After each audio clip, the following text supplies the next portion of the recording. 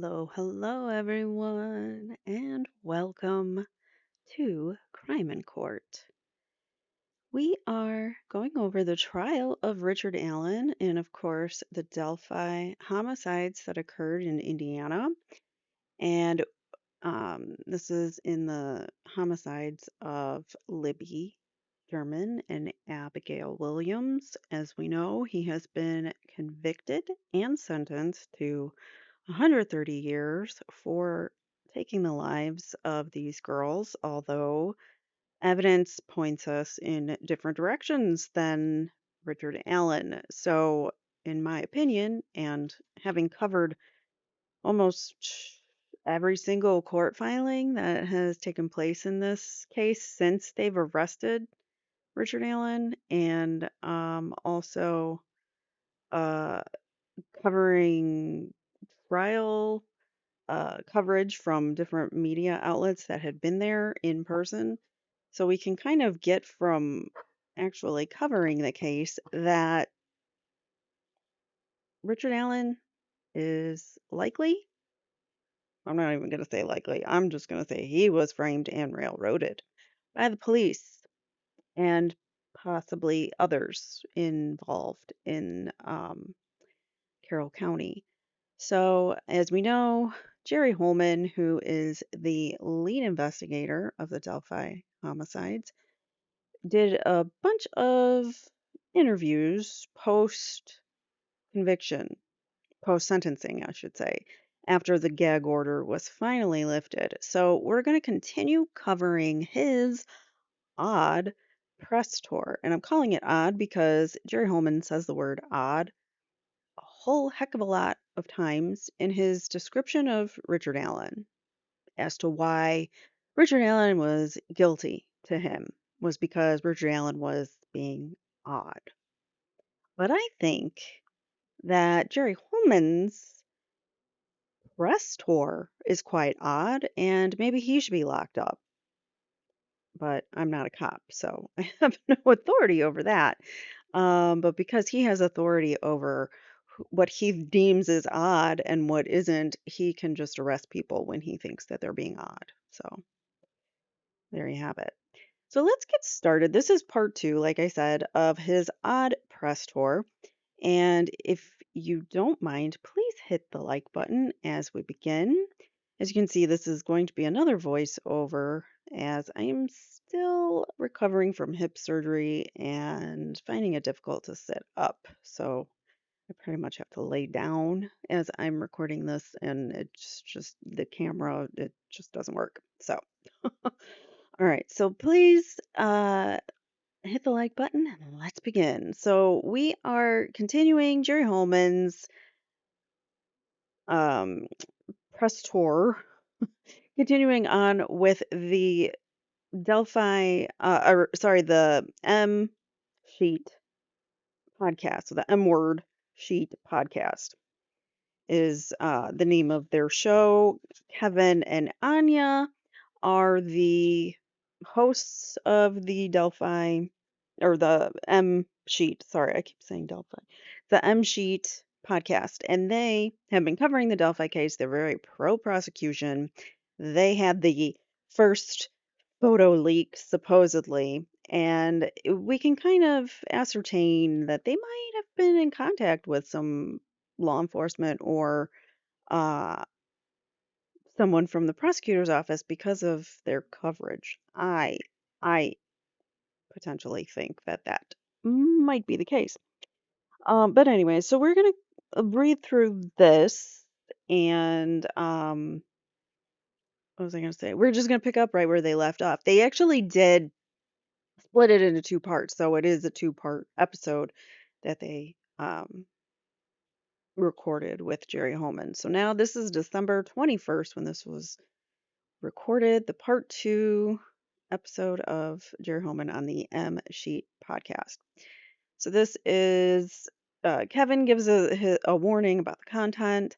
Anya says, in this episode, we will again hear from Lieutenant Jerry Holman of the Indiana State Police. And of course, he was the lead investigator, or she says he's one of, The lead investigators in the Delphi homicide case, having first started on the investigation on February 14th, 2017, which was the day the girls were found. So he did not become involved until the next day. So that they went missing the 13th, and he explained in part one his how he got involved in the case and how he got pulled in the day of uh, finding the girls' bodies. All right, so after that, Lieutenant Holman worked on the case for years with other ISP detectives as well as investigators from the Carroll County Sheriff's Office, the Carroll County Prosecutor's Office, and several volunteers. This core team became known as Unified Command.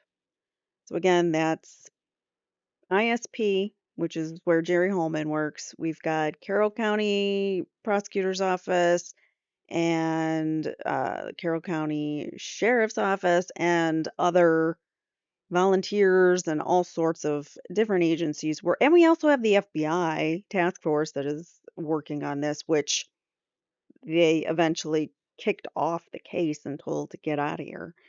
So, yeah, I don't know how the state had authority to kick out the FBI, but they did. So, anyways, Jerry Holman is one of the members of this Unified Command. The members of Unified Command were tasked with solving the brutal homicides of 14-year-old Liberty German and 13-year-old Abigail Williams.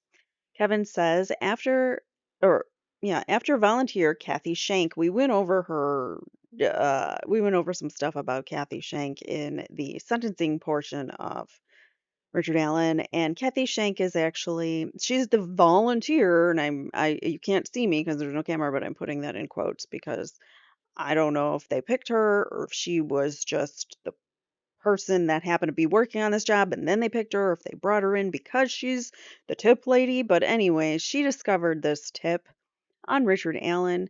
Apparently, she found this file. She just happened to find this file. He was already cleared at this point, mind you. He was just giving a tip to law enforcement very early on, like I want to say 3 days in. He called the tip line, and then he came in and spoke with law enforcement, and they cleared him. And he didn't really have a whole lot of information for them. But apparently, 5 years later, Kathy Shank finds this file that just happened to be sitting out that was already cleared, and they were going over it again. And she's like, "Oh, here's this tip. We don't know what the tip was. We're not allowed to know. But this tip that she finds in this file leads them back to Richard Allen, and that's when they arrest him." So Lieutenant Holman explained that in a little bit of detail too, in I think, or no, I can't remember if it was sentencing or the Lieutenant Holman's first interview where he talked about Kathy Shank. But anyways, here, let's continue on. Kevin says after volunteer Kathy Shank discovered a tip sheet on a Richard Allen. It was actually a Richard Allen Whiteman, to be specific. The Whiteman was actually the street name that he lived on, or something like that. Yeah. So Lieutenant, and it just got filed incorrectly, but it was still his information, and he was still cleared. So how this file that happened to be labeled incorrectly or named incorrectly, I don't know how that became like a red flag, and that means he's guilty, but that's what happened. So Lieutenant Holman and the others ran down the lead along with Carroll County Prosecutor Nicholas McClelland, investigator Stephen Mullen, Sheriff Liggett, and many others. They put together a case against Allen that resulted in a conviction in this past November of this year. So, yeah, they investigated some lead, but what that lead is, she discovered, we don't know. And he continues on. Now that the gag order is lifted, Lieutenant Holman is free to speak out about the case. Some background. Lieutenant Holman graduated from the 61st Indiana State Police Recruit Academy and has worked for the state police since 2001. He has promoted he was promoted to become a detective in 2009. This past year, he was promoted to lieutenant. In this interview, he will discuss popular misconceptions, the defense's Odin theory, his own experience at trial, and what the Delphi case means to him. This will be the second of two episodes with the lieutenant. Go back and listen to the first one if you haven't yet. Kevin says this marks the beginning of our first person interview series, blah, blah, blah. Let's not promote him. All right. Anya says, my name is Anya Kane. I'm a journalist. Kevin says, and I'm Kevin Greenlee. I'm an attorney. And this is the M Sheet. Kevin says, we're a true crime podcast focused on original reporting, interviews, and deep dives into M cases. We're the M Sheet. Anya says, and this is the Delphi homicides first person, Lieutenant Jerry Holeman, part two. I want to jump to sort of on the defense side of things, the Odinism theory that sort of came out and became a sort of a main discussion point for the defense side for quite a long time. But it's interesting we understand from some of the court hearings that you yourself actually, participated in some of those, kind of looking into some of those people that came up around that early on. What do you make of the narrative that that theory was sort of unfairly suppressed or dismissed or not worked hard enough? Jerry Holman says, well, I think that's ridiculous. Of course he does. I think that we worked extremely hard on that and other tips and leads.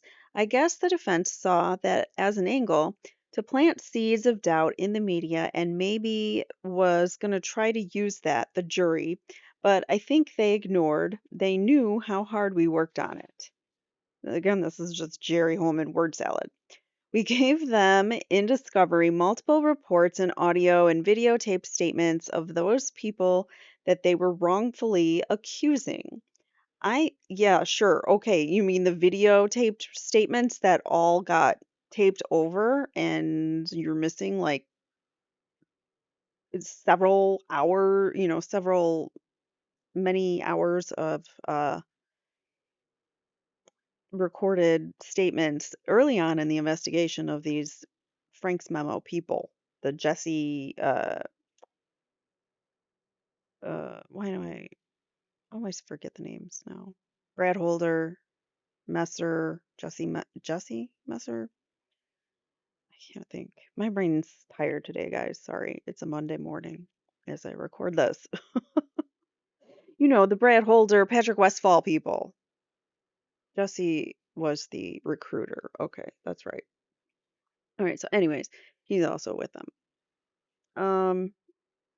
Jerry Holman goes on. I mean, we spent years, well, first, we spent several months trying to figure out if it was a ritualistic KILLing and it was just not. We were told that could be, but more than likely it wasn't. If it was, you would have no doubt if it was. If somebody was doing a ritualistic KILLing or Odinist whatever, which I think they're confused on the Odinism religion. We're not confused. Odinism in this case is basically another word for skinheads. I mean, kind of, sort of. It is a religion. It's kind of like a skinhead type of religion where I hope I don't get struck for saying that word, but they are typically Norse type of descent, probably whites, and not having some affinity for, the white race only and no others. And this isn't just speculation or whatever. This is a rampant thing that's going on in the prison system. We know Odinism is code for this. I mean, it's a type of cult slash, sorry, Drop my mic. I'm trying to sit up a little bit here, but I can't. It is kind of like a type of cult slash religion, but it is um based on Odin, the god of, folklore, and it's got some interesting angles, and I've gone over it a lot on my channel here. But anyways, Holman says it's not a cult, it's not a gang, it's an actual religion. Okay, sure, buddy.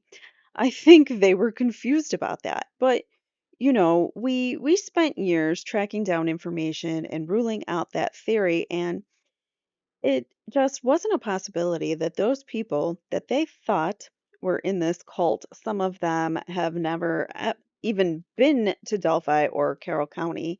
And the ones that did we had alibis. I mean, we looked into them very, very thoroughly. So I think for people to say, "Oh, you didn't look into that," and that's absolutely false. We spent numerous hours and a number of different people looking into it, just the Odinist part. Yeah, trying to cover it up, I would say. And then once we got the tip on the people, they thought, I mean, it just, again, what is he saying? Word salad. We had multiple detectives go down there and interview multiple people, and some people just, aren't honest with you. Yeah, like Jerry Holman himself. And they get caught up in their own lies. Stuttering much to get caught up in your own lies, Jerry Holman? And they want it to be that person so bad that they'll say anything and do anything to make it. I'm going to highlight that because that is what I think Jerry Holman did. They wanted to be that person so bad, they'll say anything and do anything to make it that person. And I think he made whether Jerry Holman actually believes Rick Allen did it or not, I don't think he does.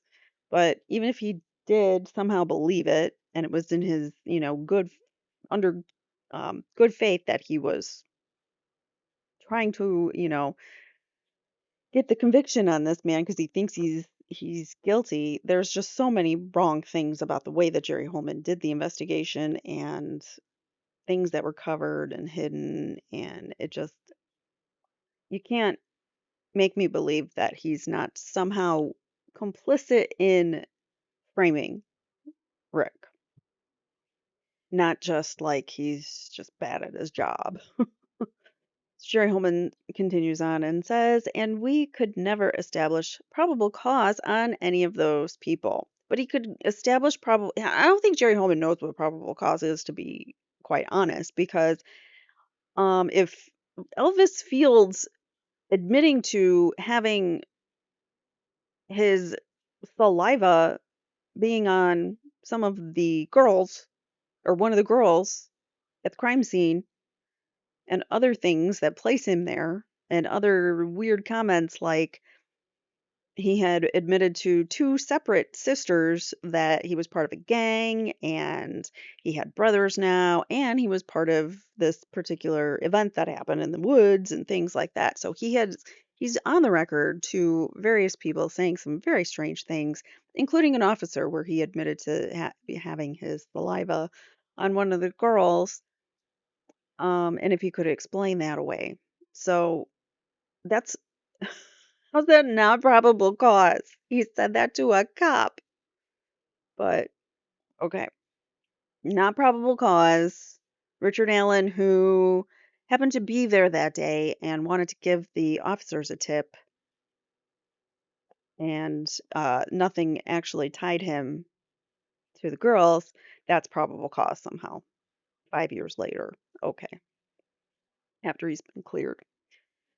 So Kevin says, you've been in law enforcement for decades, so it's not unusual for defense attorneys to try to attack the credibility of law enforcement officers.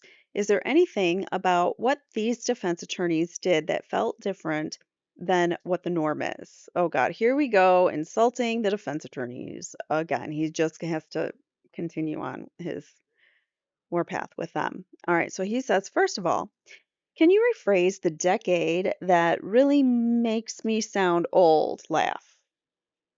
Could you, he laughs. Okay, could you just say, I've been in law enforcement for a few, okay, he laughs, right? Eons, decades, geez, Kev, he laughs. Like they're buddies, okay. Right, yeah. Am I used to defense attorneys attacking our credibility? Yes, we're used to the public and the defense attorney scrutinizing our work. It's easy to Monday morning quarterback. Yes, there were mistakes made. We wish we could have done things a little better, a little differently, but we were able to correct a lot of those. Okay, he says so. But the personal attacks on us were just over the top. It was obvious that they wanted to attack our character publicly. How's that obvious? And in what way were they attacking your character publicly? They were scrutinizing the investigation. If that hurts your little sensibilities, then maybe you should have done a better job with the investigation. He continues saying, after the first hearing, they went downstairs and started trying to put things in the media. And it was just obvious that they were going to try this in the media. And that's why the gag order was issued. No, I think what's obvious was they were pushing back and realizing that the narrative that law enforcement was giving them was not actually fitting and matching the evidence, and that they had some problems with maybe some constitutional rights being violated of Richard Allen's, and, arresting him, transferring him to solitary confinement against his, he had a right um, n- to deny being transferred, but they didn't even give him that right. And he wasn't given the opportunity for even a lawyer to be present or to speak or to even know that this transfer was happening behind his back. They did this. So yeah. So all that is going to say, or all that what I meant to say was that I think the defense attorneys were realizing that there were a lot of problems here. And they were starting to push back against the prosecution after this first hearing. And that apparently they couldn't have that. Law enforcement and the prosecution couldn't have that because that would mean that their case was, probably not prosecutable. That's a word. So anyways, yeah, so they placed a gag order so the defense couldn't talk about all the problems that they were seeing, is what I imagine what was happening here, because let's face it, they're all crooked and corrupt, and they knew what was going on. They knew they were framing an innocent man, and that's why they had to control the narrative by shutting the defense up. Jerry Holman continues. But they found the loophole, in my opinion. Then they filed several different motions, the 130-page, whatever they call it, the Frank's memo, but it all had the same message. Each motion would have the same message to whoever would listen, that police are corrupt. All police are corrupt, and all police are liars. I think he meant corrupt there. And nowhere did they say all police are liars and all police are corrupt. I think you're changing that narrative, buddy, to make it sound like it's much worse than it is. They're saying you're a liar, you're corrupt, not all police. And including me, myself, and Tony Liggett, and the prosecutor, Nick McLeland's corrupt and withholding evidence, and none of that was true. Sure. Sure, Jan. Sure. Keep saying it loud enough and publicly, and maybe it'll be true. But it doesn't negate the fact that you railroaded an innocent man with Tony Liggett and Nick McClellan. And they have no evidence to indicate that, and I know because it's not true. It's lies. And the old saying, I love this saying that, if the law's on your side, argue the law. If the facts are on your side, argue the facts. And when neither are on your side, pound the table. And it just felt like the law and the facts were on our side. Huh? It was he paying attention to the same case the rest of us were? And the defense just did a lot of pounding the table, a lot of smoke screens, a lot of, things to divert the public. So it's all diversion. None of it's true. It's just a diversion. There's nothing valid in those filings. Don't look at them. And even though it's calling us corrupt, still don't look at it. It's just a diversion. Even though I'm the one on trial here for it. And trust my word that there's nothing to it. And anyone that would listen from the facts and never wanted to talk about the facts against Richard Allen, they wanted to talk about all the other BS, I would say, that they were making up. So it's all false. It's all made up. And yeah, I mean, it happens, but I think these were a little bit more unprofessional and a little underhanded than what we were used to in our area. I guess I've never had defense attorneys go this far to challenge my character publicly. By the way, both Baldwin and Rosie and Jennifer Auger will be doing interviews in the coming weeks with different YouTube creators. So we'll cover that as well when that happens. All right, Kevin continues. How does it feel when defense attorneys, or these defense attorneys in particular, challenge not just your character, but the character of people you work with? Holman says, well, I think it's ridiculous because I know the people, and I'm not saying that there aren't bad apples in law enforcement. All I'm saying is if they knew Steve Mullen, Tony Liggett, myself, Nick McLeland, we are passionate about our jobs. So that doesn't mean you're not criminals. We are very passionate about serving the communities that we live in. We were very passionate about justice, and we wouldn't do anything to jeopardize that. And the people they were attacking, it was just hilarious to me because they're all great people, and there's no one that would do anything for any of those people that would jeopardize their careers. Huh? They're all great people. Oh, Steve Mullen, Tony Liggett, and Nick McLeland. Um, but maybe they're in on it. Maybe there's someone in law enforcement or the prosecutor's office or a judge even that might be part of this cult. And I'm going to call it a cult or whatever. They're not, I mean, it's they want to call it a religion, Odinist religion, because that's the guise that they use to describe their cult. But, Scientology is not religion either, but whatever. Um, they go by calling themselves religion. So, all right. So Kevin says, how does it feel to work with, oh, sorry, where was I? All the people were attacking. Okay. Continuing on, I would not jeopardize my career for Tony Liggett to be elected to sheriff. That's another thing, too, that I've talked about on my channel was that there was an election, sheriff's election that was at stake the year that they um, arrested Allen. So this crime goes unresolved for 5 years, and then we've got an election coming up for the sheriff, and all of a sudden we get an arrest, and Tony Liggett gets elected. So. He wouldn't, continuing on, Jerry Holman, I would not jeopardize my career for Tony Liggett to be elected to sheriff, and neither would Steve Mullen or Nick McLeland or Kathy Shank or anybody involved in this investigation. That's just ridiculous. It's the third time he's used the word ridiculous, if you're counting. It's quite appalling, actually. But yeah, that's how that makes me feel.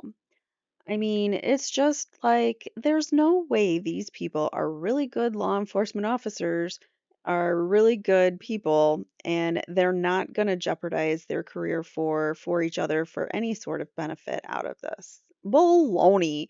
We all know cops have each other's backs, so you're just a big fat liar. And then there's that word ridiculous again. He says it was just ridiculous. Anya asks, what do you make of the alleged breaches of the gag order from the defense team over the course of the pre-trial and I guess trial? Jerry Holman says, well, I think it speaks for itself. The gag order was violated by one side. In my opinion, that side was the defense. I think the prosecutor and law enforcement, we didn't want information out, not because we were hiding things, but we wanted to protect the integrity of the investigation. Yeah, my butt, you did. You wanted to protect your character because you're all corrupt.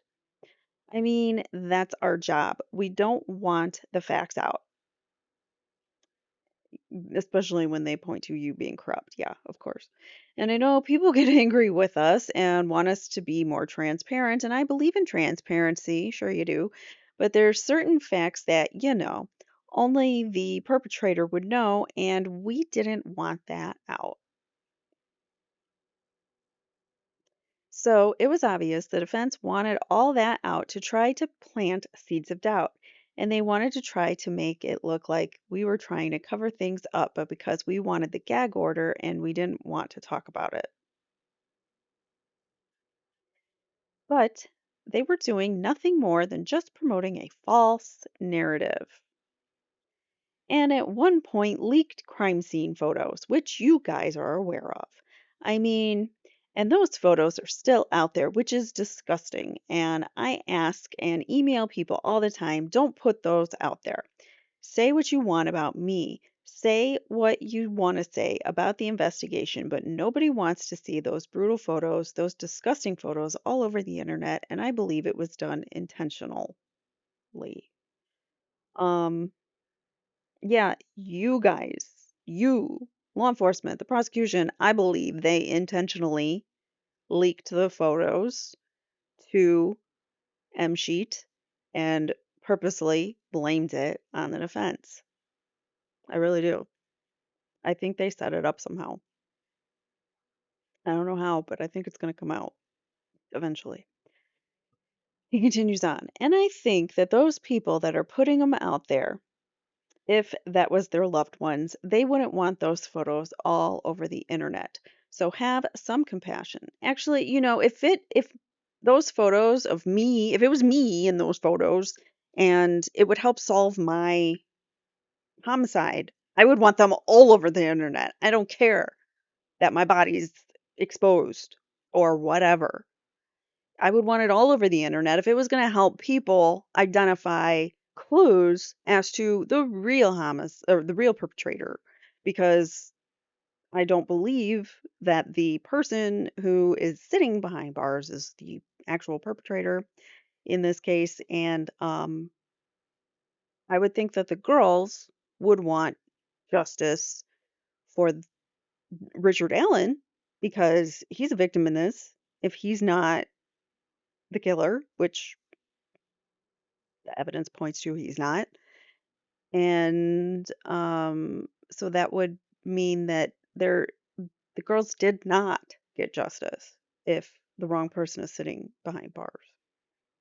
So if it were me, and I don't care about my family members, sorry guys, I mean I love you, but if my photo being out there on the interwebs somehow helped solve my crime, then I would, you know,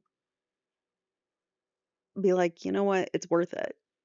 I weigh that with, what's better, having the wrong man away in prison and the real perpetrators on the loose, or my family suffers a little bit if they even come across it, because they might not, and there are ways to avoid it. I've never seen them. I still have yet to see any kind of crime scene photos that have supposedly leaked. But how, I can avoid it if I want to. I can seek it out if I want to. If I am a family member and my family member didn't get justice, I could look at those photos myself and try to find clues. I mean, everybody deals differently. So if I was a family member, I could either avoid it purposely. And if I come across it, okay, that sucks, but you deal and you move on and you do better to avoid it.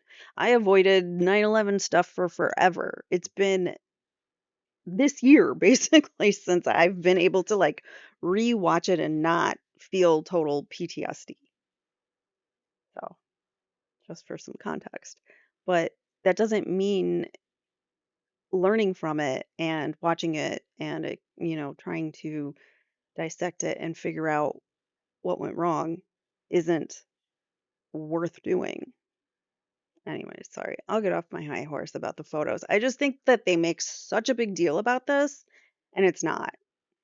Like I said, in the 90s, I can clearly visually remember like very graphic photos of Nicole Brown Simpson and Ron Goldman on the news all the time, being flashed on the news. Same thing with the Menendez parents. Their crime scene photos were all over the news, not blurred out, mind you. This was back in the 90s. Nobody got offended by everything. And if you did, you were basically you told to shut up and grow up and get over it. That's how our generation grew up. Gen X. Anyways, sorry. This just bothers me a lot. Tell me what you think about these photos. I mean, it is something, a lot of people might not want to see that, and that's fine. You can avoid it. But I think for those of us out there that want to learn and want to, it's not that I want to look at them, but I want to look at the context clues around said crime scene and see what you can determine from that. You know what I mean? Like I would be fine with the girl's bodies blurred out. Like, I don't even care. I don't need to see that part. But I want to see these photos as to the stick formations and things like that because I think that is valuable information that you don't get that context without looking at the photo, really. And I don't know. I just think that it's important, especially because justice was not done in this case. All right, I'll shut up about the photos for now. For now. He says, so have some compassion, have some couth, and it's not spelled right. And don't put those out there that, I wish I could arrest every single person for putting those on the internet, but my hands are tied there. So we know exactly what kind of person he is. He would go to the lengths of arresting every single person who's ever seen that photo because it could maybe tie him to corruption or misconduct or maybe the crime itself. I don't know. He goes on. And I mean, it's just disgusting. But like I said earlier, too, in their motions, the defense was, violating the gag order, but they found a loophole. They were putting all these false narratives out. And even during the trial, it was obvious to me that they were telling the media how they thought the trial was going. I had friends texting me and calling me. It's like, oh man, it's going bad, and this and that. No, it's because the defense was somehow relaying information and some media outlets were seemed to be one-sided and only reporting what the defense wanted you to hear. This is complete and utter garbage. We had people, so many people that had to stand and wait in line, media sources that worked their butts off, didn't get good sleep because they had to sleep outside in the cold in November to wait to get a seat in the already crowded, very small percentage wise of media in that courtroom. And Judge Gold does not recognize anyone who is not with an affiliated source like ABC, NBC, something like that. So anyone else who wanted to get in, they all had to wait. They had to like wait their turn in line. And so these media outlets did a terrific service to the public to try to bring the truth to the public instead of, having Judge Gull just uh, bury it all. And here he's basically saying all the media were liars. They're lying and they're just telling you what the defense wants to hear. This is so insulting on so many levels to any journalist who tried to be fair in their I'm biased, I'll tell you right now, but I've been covering this for so long that I have an opinion. But there were so many journalists that I was covering that didn't have an opinion one way or another and were trying to cover it honestly, and they did a really good job. And so this is just incredibly insulting. All right, he moves on. Not all. And there was many media that were down the middle and non-biased. And even podcasters and content creators and YouTubers were non-biased. And there was probably some more bias towards the prosecution. I get that. But for the mainstream media, they need to stay down the middle. And oh, now he's telling us what the mainstream media needs to do. And I wish everybody would make our lives a lot easier because of this. When you guys see it all the time, but we get death threats, indirect death threats, hate mails, hate emails. Anybody that was supporting the prosecution at the time, whether they were family members, the prosecution himself, law enforcement, podcasters, if you weren't on their side, they were going to harass you and they still do. And again, you can harass me all you want, but stop harassing the family, stop harassing community members, say what you want about law enforcement. We're all good boys or big boys, sorry. We're all big boys. I got broad shoulders and thick skin, but my message would be on this would be stop harassing the family, stop harassing the me community, Freudian slip. The people in the community don't deserve this. So that's kind of my take on the whole gag order and just the media relations itself. Well, who is he to say what's right, what's correct, and what's not? And by the way, like who's reporting accurately and who isn't. And by the way, this whole thing about the death threats towards the prosecution and law enforcement, I'm sorry, buddy, but do you not know that um alleging someone is accused of these crimes, of these two girls, the crimes that you claim were so brutal and awful, these crimes would inflame a community and make them enraged at that person. Everybody puts we got to have a boogeyman. We got to have somebody to put the blame on. So, do you know how many people more so that do watch the mainstream media and they're not even into true crime and whatever they hear Richard Allen was arrested. Oh, okay, they got their man. Great. That's what people do. You probably been guilty of it yourself. Don't lie. Most people think, we've been growing up in this world to think, oh, the cops arrested the guy, so he must be the bad guy, and the cops are the good guys, and that's how it goes. But that's not how our world is so perfectly packaged. So, anyways, so the good guys calling this guy a bad guy would make death threats on said accused. You know what I'm saying? Richard Allen's gotten death threats. There is actually an individual that has threatened him multiple times online. He actually was in attendance to trial, and Judge Gull let him attend.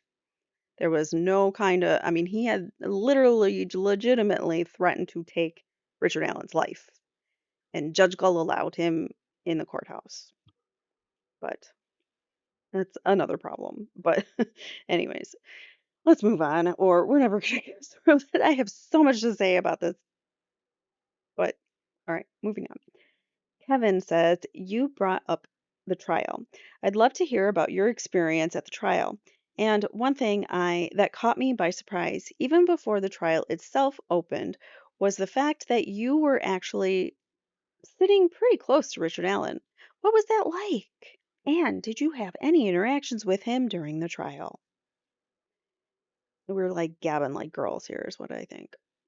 As I'm like picturing these two talking. He says, it was, yeah, I was unusually close to him for just the way the courtroom was set up and the end of the table I was on. And the end of the table he was on, I mean, had very little interaction with him. I mean, he did ask me how I was doing first day, and I said, good, you. And obviously, the circumstances of his living conditions weren't the best, and we made a couple comments about that. I gave him a water at one point. He dropped his glasses. I picked his glasses up. I mean, he's a human being.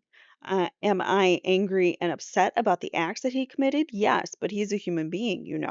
I think he should pay for what he did, but he's still a human being. Me, Jerry Holman, I'm the good guy here. I treated him well because he's human. And I observed him at one time. He was eating sticky notes and just staring into space and just acting like I figured he would act.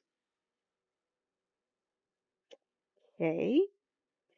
He has issues. I believe anybody that KILL's two girls has some issues and he's going through that and trying to deal with that. But he had to write something down on a sticky note and eat it. Just his demeanor was off. But yeah, I think the whole trial, it's nerve-wracking. Maybe he's paranoid because you guys have been watching him the whole time. I don't know. Just saying. With his little um watchers, his what were they called? I can't remember the term that they used, but he had companions. That's what it was. It was companions who would watch him 24/7 in the prison. But yeah, I think the whole trial, it's nerve-wracking, but it was confident in our case. I was confident that we had enough evidence to prove that Richard Allen was guilty of this, and testifying is, the truth is easy. You don't have to, you just go up there and tell the truth. I mean, yes, we make mistakes, but I don't lie under oath. Okay. And I would never lie under oath. I'm not perfect, and I may be a lot of things, but I'm not corrupt and I'm not a liar. So I think the defense saw that immediately and was probably going to try to attack me a little bit more, I think. But I think that my demeanor, again, with attacking him, attacking like as a personal attack to his credibility, which I mean, it is an attack on on his credibility, but it's because he's not credible. And that has to do with his investigation, not on his character, which he takes it personally, like it's an attack on him. But I think that my demeanor and my ability to let the truth maybe stopped him from doing that. I don't know. But yeah, you're obviously anxious too. I mean, especially when deliberation comes. I mean, you spend a lot of time working the investigation, but you also spend a lot of time preparing and testifying and all to get the truth. Uh-huh, the truth. And so it does, your anxiety kicks up a notch. And the reason we're doing it for justice for Abby and Libby and hopefully for the family to get a little bit of closure. I mean, so yeah, that was pretty much my experience through the trial. A lot of sleepless nights. And he laughs. Anya says, how did you feel that the prosecution team, namely Nicholas McClelland, Stacey Diener, and James Luttrell, did in your view? How do you think they did? Um, I don't know why she went namely when she went on to name all three of them, but anyways. He says, "Yeah, I thought that they did great. I thought they were definitely very well prepared. I think Nick is probably the most organized and prepared prosecutor I've ever worked with. And being a state trooper, you get to work with a lot of different prosecutors. I've worked with a lot of good ones, but Nick really, you could tell in different ways, several different ways, that he was putting a lot of time and effort into it. One way was he's a little bit grouchy, so he wasn't getting a lot of sleep. He will hate me for saying this, but him and I have a great relationship, but I mean, obviously he wasn't sleeping. He was staying up late, working hard, and he's probably one of the hardest workers I've ever worked with, period. But as a prosecutor, he knows the law. I mean, they were, I don't know, trial rules and regulations, but they obviously studied and were prepared and were winning the obligate this is such word salad. And we're winning the objections and doing the right things for the right reasons. Yeah, they were winning all the objections because Judge Gull is biased as hell. That's why they were winning all the objections. Okay, if you want to pretend like, they were actually doing their job true and for the truth of the matter, I doubt it. And you could see that. But yeah, Nick really put his heart and soul into this investigation and it showed. Jim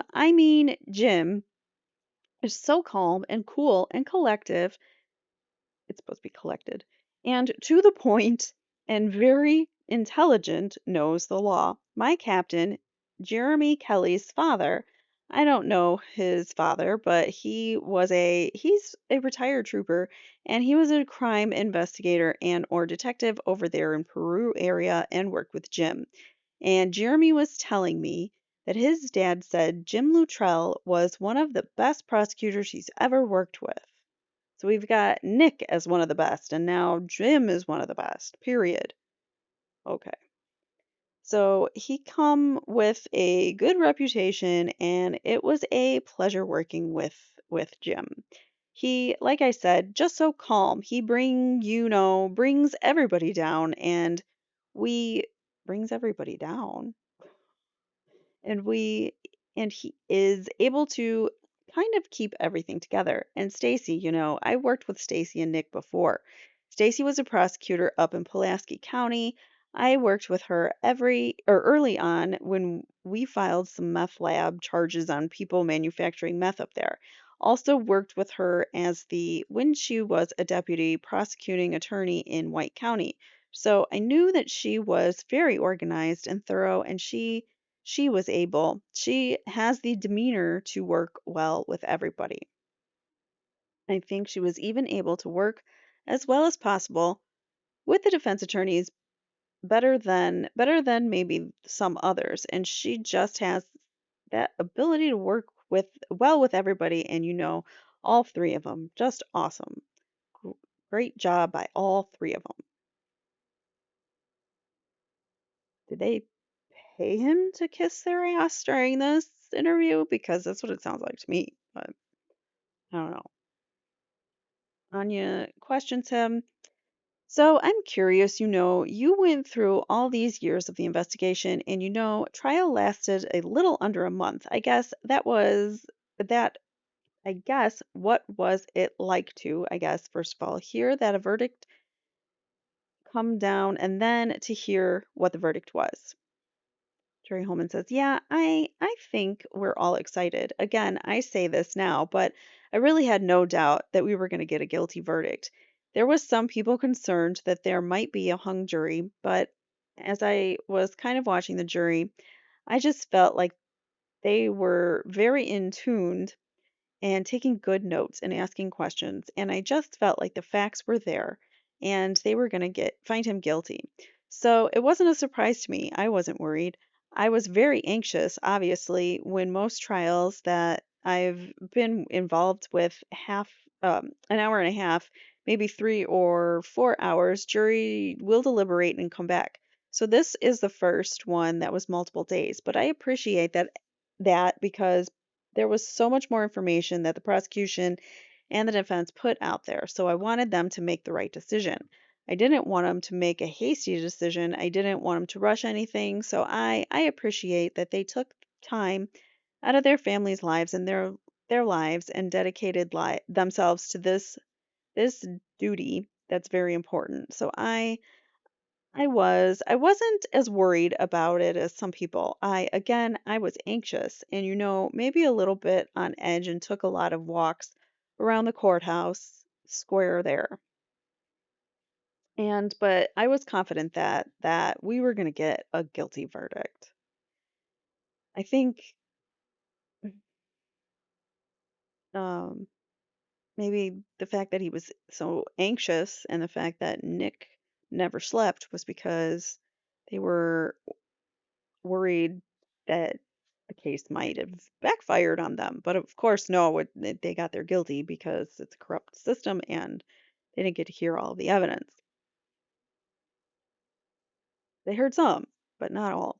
And the jury didn't put it together because they didn't have all the evidence.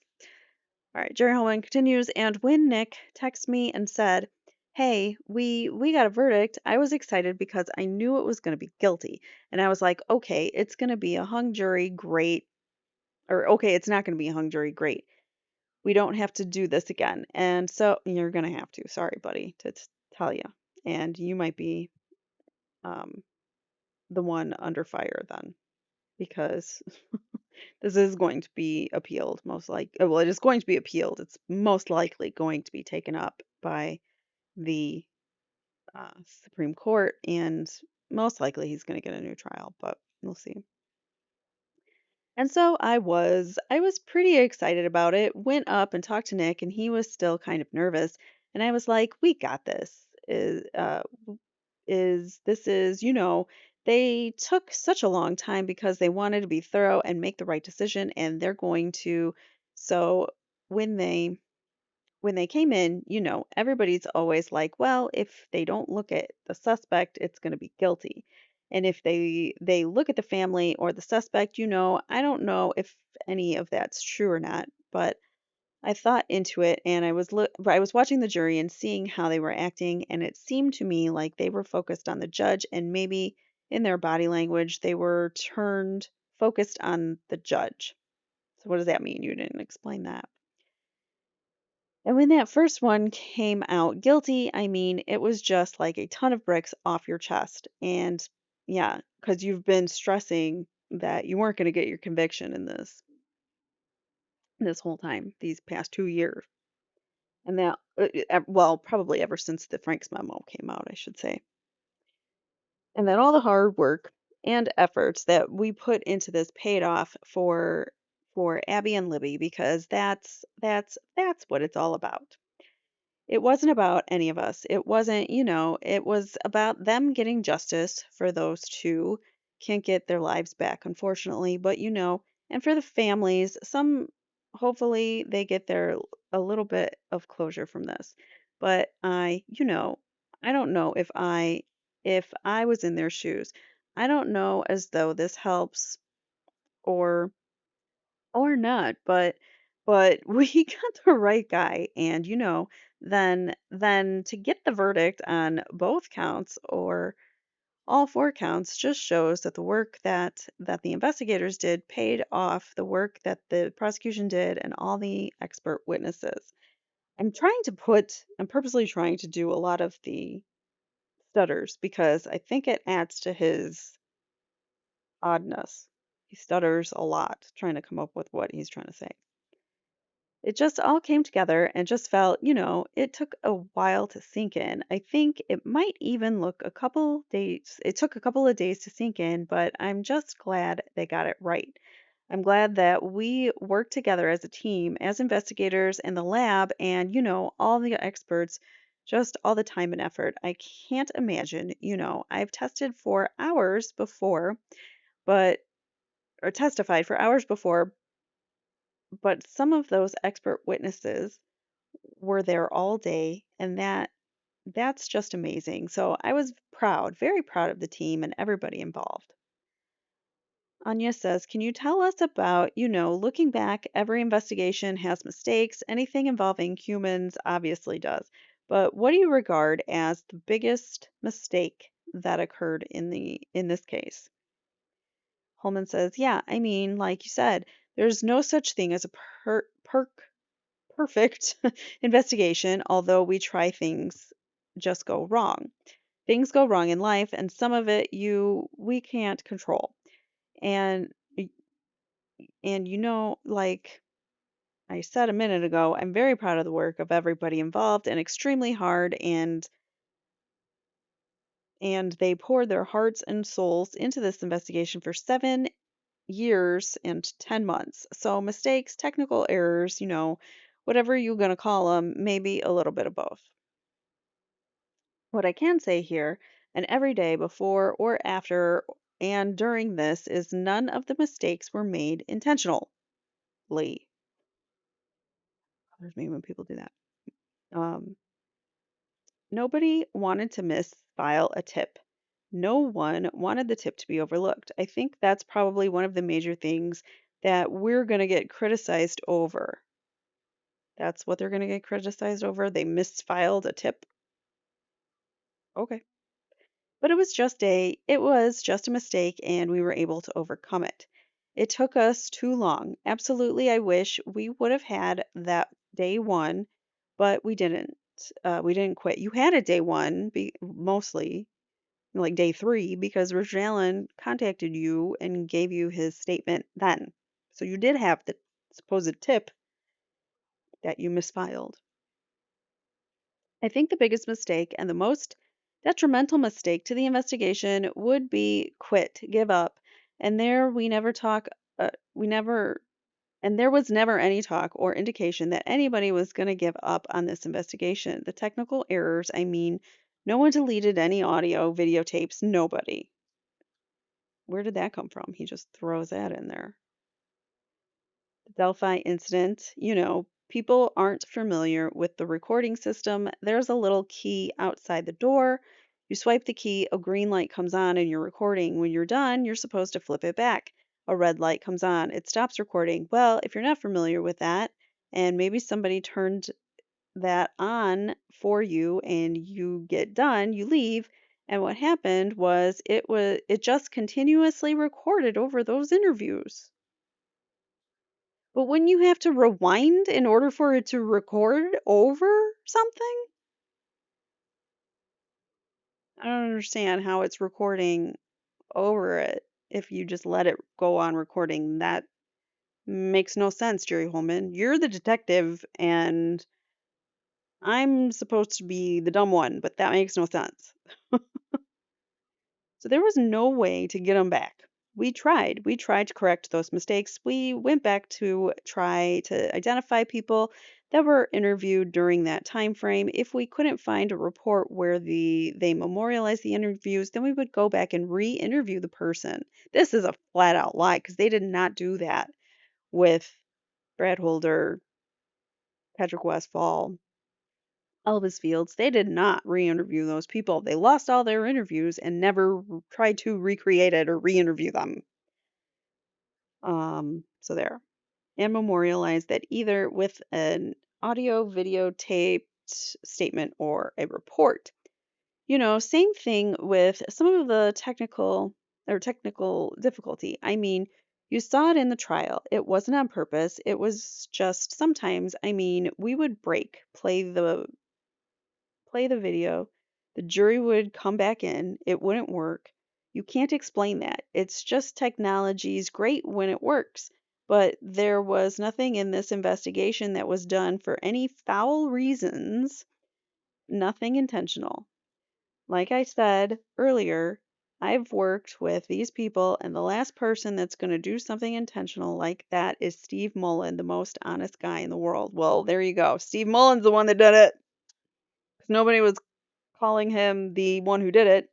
No one was pointing the finger at him, but now we know Steve Mullen, the most honest guy in the world, is the one that likely deleted those files because people give themselves away if you just listen to what they're saying. If anybody knew him like I do, and I've known him for years, worked with him on the road, most honest guy I've ever worked with. But yeah, at the end of the day, we were able to overcome all those obstacles and barriers and mistakes, the ones that you created for yourself by deleting over said interviews of suspects in this crime. and take the evidence and facts that don't lie and prove to a jury of Mr. Allen's peers that he was responsible for the homicides of Abby and Libya. End of the story. Anya says, so one thing that's characterized the Delphi homicides case is sort of what it at times is, to be blunt, a rather like insane online following. Not to say that everyone who's interested in the case online is behaving poorly, but there's certainly a small and vocal minority that is. And given that and given all of the issues that have arisen from that, I'm curious for you, looking back, is there anything that you feel the authorities, speaking as a whole, could have done differently to help mitigate some of that or ensure that it wouldn't get as crazy online? Or what are your thoughts on that? I don't know. I think the media and social media can be very helpful. Kind of like you can't stereotype media and social media like you can't stereotype police officers or anybody. Who's stereotyping police officers? We're not stereotyping you, Jerry Holman. We are flat out saying you're corrupt. And that's not a stereotype. So that's just, what the evidence is pointing to. I'm just following the evidence like a detective would do. He goes on.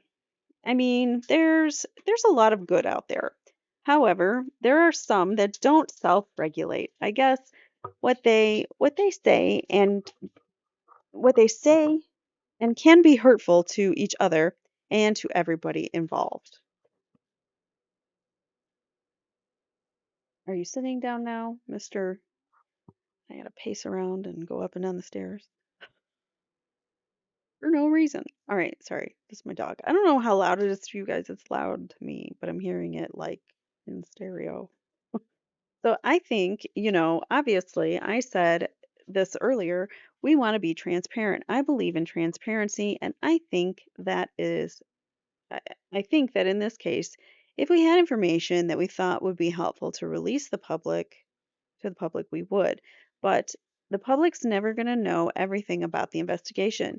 That just can't happen. I mean, I also believe that we have to maintain the integrity of the investigation for several reasons.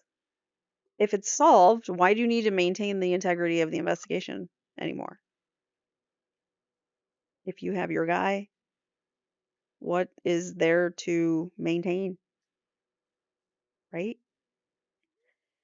We don't want crime scene photos leaked. We don't want information out there that only the perpetrator would know. Why? I mean, that helps us solve crimes, cameras in the courtroom. I don't know. That's not my call. I think it might have helped the reporting, but I guess if you don't have complete control over something, you really can't put your opinion out there. I mean, I don't have control of cameras in the courtroom. I don't have control of regulating what social media says, to a certain extent maybe. But I mean, you know, it's like being stuck somewhere between a rock and a hard place. Hold on. Sorry. I can't with the pacing. So you want to put information out that's going to have you or that's going to help you, but you also have to stand firm. We can't release certain investigative techniques that we're doing. We can't release names of people.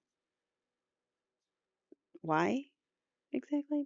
It's hard to maintain a good relationship with the media and social media, especially when you don't have complete control over those entities, which you wish you did, huh? I bet you wish you had complete control. Anya says, and can you explain why it can be important investigatively not to release specific pieces of information, like say, like how their lives were taken, that was not released for a very long time? What would be the thinking behind that? He says, you fear false confessions. You fear that people are going to say, yeah, I took their lives, and that happened occasionally, but we were able to eliminate those early on because of the facts that they were saying and how they took their lives. We knew it wasn't true. So I think because of cause of death and motive are a couple of things that you just I don't feel comfortable releasing to the media. Like I said, We have a unified command and we work together and we're all satisfied with what we did release to the media when we released it because we thought it would help the case. None of the decisions we made were to make anybody's lives miserable and withhold information just because we could. And that's just not true. It's just as an investigator, you have to do what's best for the case. And that's what we did. Kevin says, I'm curious. Now that it's all over, you say you get texts. You say you get texts from people and stuff sometimes. What are the biggest misconceptions that you think the public has about this case? Jerry Holman says, I think we touched on it a little bit, but I think most of the public thought we were on the right track. I think most of the public thought we were doing our jobs, and most of the people in our communities were supportive of us and trusted us. Yeah, until they heard what was going on at trial and they realized that you guys are a bunch of big phony, lying, corrupt mother effers. But because of some of the more local people on social media that we kind of talked about, and some of the media outlets that were persuaded by the false narratives, some thought this was a ritualistic sacrifice. And it just wasn't. It was not. There was no evidence indicating that, blood splatter on the tree and sticks on. People don't automatically make and the average person think, oh my gosh, this is a ritualistic sacrifice by Odinists, which again, misconception of what Odinism, it's Norse paganism, is a religion. I knew nothing about this religion, and apparently it's popular with the military and police. Yeah, them too. They're skinheads too. I didn't know that. What I know now is they're not a cult. They don't believe in human sacrifice. That's the misconception is they make it out to be something that it's not. It wasn't Odinism. It was the religion that Brad Holder was practicing and Patrick Westfall was not Odinism. It was Norse paganism. And I think that was one of the biggest misconceptions throughout this case. The other was that it was a botched investigation that wasn't conducted thoroughly. That's just not true. I mean, I could show you hours and hours and lists of suspects or tips and leads. I mean, thousands of people. We collected over 600 male DNA profiles. We had multiple male profiles at the crime scene that were never tested. Were those, or that we know of? Did they test any of these 600 male profiles against the DNA that was found at the scene of those unidentified males? Because why didn't they? And if Richard Allen didn't match it, then whose is it? And why is Richard Allen sitting in prison when the DNA of somebody else is on the crime scene, on the girls? I mean, we worked extremely hard on this case, and not just once, but we would come back and relook at things, and we reached out. Our egos didn't get in the way, in my opinion. We reached out to other departments, of course, his ego is hugely inflated, and he's going to say his ego is not a problem. I believe you. Why? We reached out to other departments, we reached out to people for help and they all said, "Hey, you're doing the right thing. Keep working." So I just think that those were probably the two biggest misconceptions is that there's no doubt it was not a real blah, blah, blah. Sorry. There's no doubt it was not a ritualistic sacrifice, but that was probably the biggest. And then I'm telling you, we worked extremely hard on this. We worked our tails off for 7 years and 10 months. And maybe there's better investigations out there. I don't know. So right there, that sentence or those two sentences to me mean that they didn't work very hard on this because they knew they weren't going to try to solve it. How many times has he now said that they worked really hard? And he's even got to throw in, people told us that too. Keep working, you're doing the right thing. Whatever. He really has a big ego. And I think he's so much more involved than we know.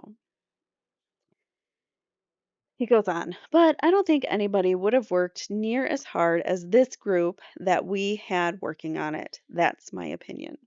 The Unified Command, who I think might have even been complicit somehow in these crimes. And am I insinuating law enforcement might be infiltrated? I mean, he just said there's a lot of law enforcement folk who have Odinist ties. It wouldn't behoove him to say, "Yeah, oh yeah, it's a cult, and there's a lot of cops that are into this, and that they do this ritualistic kind of sacrificing." Of course, he's going to deny it all.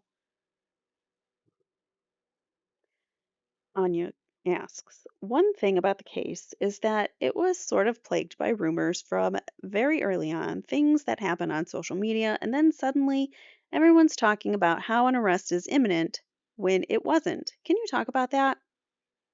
He says, yeah, I mean, rumors are rumors. You're going to have them in everyday life. And early on, I tried really hard to debunk the rumors. I don't know where they are coming from. Seemed to me like people close to the investigation might have been talking to some other people. And some of the rumors were third and fourth hand. So they'd been stepped on and twisted and kind of like the telephone game. So there was a little bit of truth, but not really. But the reason we were that I was debunking the rumors early on was because we were getting tips about those rumors.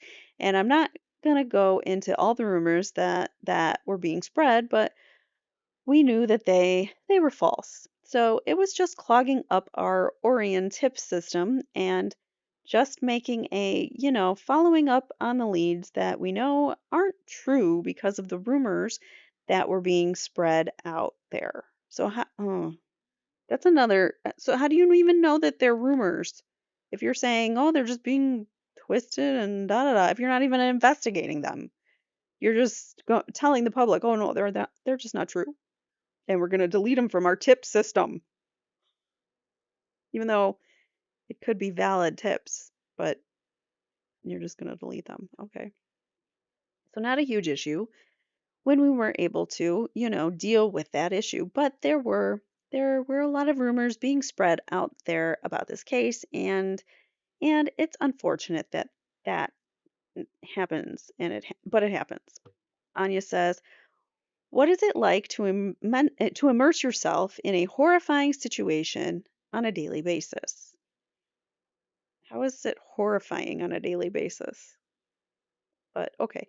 Jerry Holman says his job is horrifying on a daily basis because, I think about that a lot because I wouldn't wish this type of investigation on anyone, going into it. I knew it was going to take a toll on us. I mean, honestly, I thought the first day we'd have somebody in custody by the end of the week, but after that, I knew that we were in for the long haul and it was going to take a toll on everybody. But however, being in the Marine Corps for 8 years and a trooper now for 24 years, I said it earlier, I became compartmentalized or desensitized or callous to traumatic events. So that part didn't affect me emotionally. It was more than exhausting hours that we worked 10 to 12-hour shifts, working on weekends, getting called. I mean, just dedicated to this case. Everybody, including myself, it was tough. A lot of sleepless nights. You lie awake thinking about, did we do this right? Can we do it better? Or is the law going to find us someday? Is the FBI going to determine we did it? Those kinds of thoughts that keep you up at night. But that's what we do. we we work our tails off. We follow the facts and the evidence, and until we can, establish probable cause for arrest, and then after that, the real work starts, and that's preparing for trial. And that's another exhausting effort that we go through. But everybody involved knew that whatever toll it took on us, we were willing to make that sacrifice for Abby, Libby, and their families. And no one has suffered more than them. So it makes it a little bit easier. Now, Anya says, we've mentioned a number of people in this conversation who worked on the investigation for the prosecution, and many I'm sure we've not mentioned who, not really been as public facing or just didn't come up in this talk. But I'm just curious, when you were looking at all these investigators and prosecutors and volunteers, what do you mean to you? What do they mean to you now that you've all been through this rather horrifying and unique situation together? Horrifying and unique. Like, are we celebrating the one thing they have in common, which is investigating this horrible crime? I don't know. Just really, really bizarre, these people. Jerry Holman says, I often use the phrase trauma bonding wrong. But when you go through tough times with people that make you tough, it's like being in the military. When you go through a challenging and stressful situations, you just become closer when you go through that with others. You develop those lifelong friendships, build on mutual trust and support and reliance on one another. And during those times of stress and adversity, I mean, we had a lot of stress and adversity through this case, and we had to rely on other people. And I think that those shared experience of hardship, they forged those strong bonds. In this case, I always have a special place in my heart for those guys. The prosecutors, the investigators, everybody involved mean a lot to me. And they mean a lot to the community, and that's what we do. We try to do things right for the right reasons for the right time. And that does cause you to have a certain bond with people. Again, he just keeps reiterating, we try to do the right things. We try to do this right. We did the best we can type approach that they keep saying, like, we did the best we can. Well, the best you can is not good enough because you railroaded an innocent man and the perpetrators are still out there. So obviously you didn't do good enough. Kevin asks, what do the families of Abby and Libby mean to you? Jerry Holman says, as an investigator, you try to keep the emotions out of it. You try to do your job, but personally, I think very highly of both families in this case. Talk about tough people. I mean, they've been through the toughest situation anybody could ever go through, losing their daughters, granddaughters, sister, cousin, whatever they meant to certain people in the family. And they just dealt with that the best they could. Again, with the whole best we could. You know, and I've told them multiple times, I can't put myself in your shoes. I can't imagine what you're going through. However, if I was in their shoes, I would think that my reactions would be very similar, especially Mike Patty. I mean, he was wanting to be involved. He was wanting to be involved. That might be a red flag as to someone who might have been a part of this crime, perhaps. A lot of times, perpetrators will get somehow, they like to go back and see their crime being investigated. Sometimes they like to make themselves a part of the investigation. They speak to law enforcement. So, I mean, it's not really. And I'm not saying that that's the case, but I'm just saying things in this case don't add up. So you got to look at everything at all different directions. So I'm just saying he wanted to be involved. He wanted to be a special deputy. And what? What does Mike Patty do? I know he's not law enforcement, so how did he get to be a special deputy? And we couldn't let that happen. And but that's exactly how I would be if that was my stepdaughter. Like he was overstepping almost to the point where he wanted to take over, I guess. And it would have been very easy for them to distrust us, become aggravated with the investigation, and they probably were at times. And we were aggravated at times, but the way they stood with us throughout the ups and downs for the last 7 years and 10 months was phenomenal. I mean, when I hugged Anna at the end, that's Libby's, no, sorry, that's Abby's mom.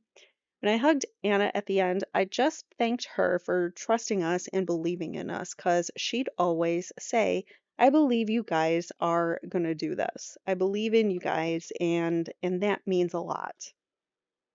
Again, blind faith in law enforcement is not a good thing. I believe in you guys. You're just going to do the right thing.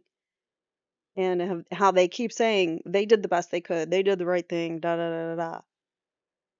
They just keep trying to reiterate that they're the good guys. They did it by the book.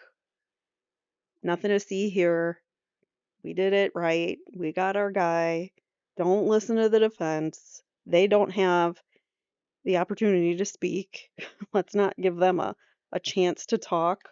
They actually, Mike Patty actually told uh, Richard Allen in his victim impact statement not to appeal.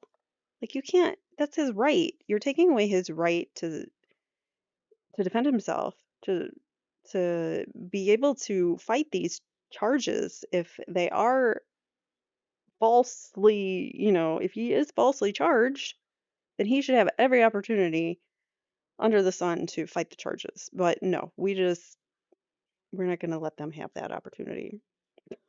Makes no sense. Anyways, what does he say? So, like I said, they're both great families. They did not deserve this. No one does, I don't think. And unfortunately, we were brought together with those families by the brutal acts of Mr. Allen, pinning it on him. I mean, and I've learned a ton from them and definitely tough people, very tough. And again, they'll hold a special place in my heart as well. Kevin asks, what do Libby and Abby and their memories mean to you? Jerry Holman says, well, as you know, I didn't know them before, what I know now, I truly believe they were gonna accomplish great things in life. And I'm upset that they got that taken away from them. But they'll always be true heroes to me in this case. Like Prosecutor McLeland said in his closing arguments, Libby wanted to help police someday. Well, she did. By having the awareness to turn on her video and her phone and videotape this. Videotape what? Videotape this. I mean, she was only 14 years old. I mean, what most 14-year-olds would not react like that.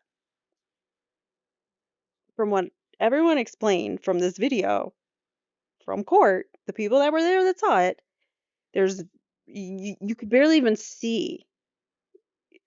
A lot of people said that they didn't even see Bridge Guy in the video. There was nothing in the video except Libby's voice, Libby and Abby speaking, and Abby was walking on the train tracks or for part of it while Libby was filming, and they seemed to be at the end of the bridge.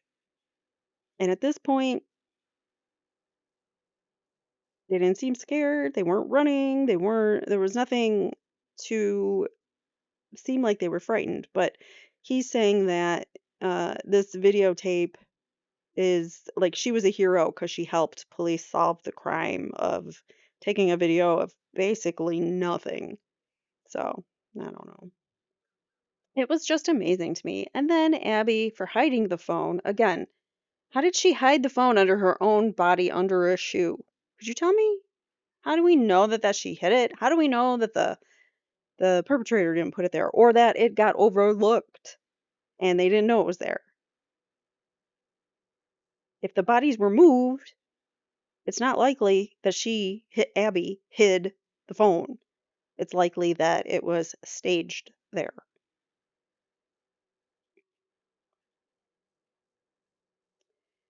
Anyways, and then both of them staying together. I mean, I don't know if I was in that situation, I may have took off running, but they stayed together because of their true friendship and dedication to each other, and to me, they're just two of the absolute most brave heroes in my opinion. How do you know that they couldn't run when they were finally abducted? Because in the video, there is no abduction taking place. I hate to tell everybody there isn't anything taking place. can't remember who, it might have been Holman. Someone testified that in the video they heard somebody say something about he's got a gun, and the guy says down the hill. Well, the guy, whoever the guy is many, many feet away where you can't even see him in frame. So how are you hearing his voice? It makes absolutely no sense. And if it's two different people, then that's two different perpetrators potentially, right? I mean, or witness and the perpetrator, if the perpetrator is with them and just not on camera, but at the end of the bridge with them. So everything he's saying here just doesn't make sense to how he's describing it happened. And definitely learned a lot from them. I'll always hold a special place in my heart for them, and I hope someday I'm able to give them a hug when I finally meet them in heaven. Not where you're going, buddy. Is there anything, Kevin asks, is there anything we haven't asked you about that you'd like to talk about or like people to know about this case or your work on it? Jerry Holman says, I don't think so. I think we covered the majority of it. Anya says, well, thank you very much, Lieutenant Holman, for taking the time to talk with us today. We really appreciate it. Holman says, I appreciate you guys for doing this too. Thank you, thank you. And then they appreciate him and then they're out. That is the end of the interview with them, Jerry Holman's interview, two-part interview with them. But we will get to one more interview at least, unless there's more that come out in between now and when I record the third part. But there is a third part that we will go over, which is the YouTube channel Hidden True Crime. Jerry Holman also interviewed on that channel, and I will go over that transcript in part 3. So make sure you are subscribed, and I will see you guys in the next one. Thank you so much for watching. Please hit the like button on your way out, and I'll see you guys. Take care. Bye now.